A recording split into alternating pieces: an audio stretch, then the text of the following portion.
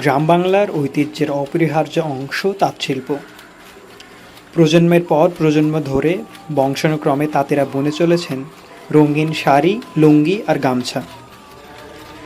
একসময় ভোরের আলো ফুটতেই শোনা যেত তাঁতের খটখট শব্দ। তবে দিনকে দিন এই শব্দ কমে যাচ্ছে। রপ্তানি স্বল্পতা, সরকারি পৃষ্ঠপোষকতার অভাব, কাঁচামালের মূল্য বৃদ্ধি পাওয়ায় উৎপাদন খরচ তুলতে পারছে না প্রান্তিক তাঁতিরা। কম হচ্ছে, আর সব জিনিসপাতি সুতা মোতার সব দাম, এক কথায় বিদেশে রপ্তানি হচ্ছে। আমরা যে এত তৈরি করতেছি তাও বিদেশে কোনো নেওয়ার কোনো পরিকল্পনাই নেই। সাথে তাঁত শ্রমিকদের মজুরি কম এবং তাদের কোনো বোনাস দেওয়া হয় না, যা তাদের জীবনযাত্রাকে কঠিন করে তুলেছে। কেউ যদি দুইটা বুনে, তার সারা দিন দিয়ে সকাল 7টা থেকে সন্ধ্যা 7টা পর্যন্ত বুনে 500 টাকা ইনকাম হয়।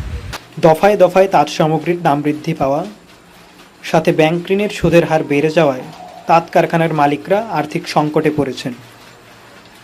এর জেরে বাধ্য হয়ে বন্ধ বা বিক্রি করে দিতে হচ্ছে ছোট ছোট কারখানাগুলো। অনেকেই তাদের যন্ত্র সরঞ্জাম বিক্রি করে ব্যবসা গুটিয়ে নিচ্ছেন। করোনার পরের থেকে আমাদের ব্যবসা নাই, অনেক তাঁত বন্ধ, অনেক তাঁত বাঙালিতে কাটাইতে বিক্রি করে দিচ্ছি।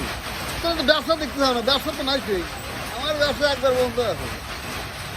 বাংলার এই তাঁত শিল্প শুধু অর্থনৈতিক নয়, সাংস্কৃতিক ঐতিহ্যেরও প্রতীক।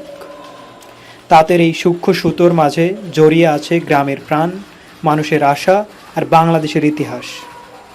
সময় ও প্রযুক্তির সঙ্গে তাল মিলিয়ে চলতে পারলে আবারও ফিরে আসতে পারে এই ঐতিহ্যের সোনালি দিন।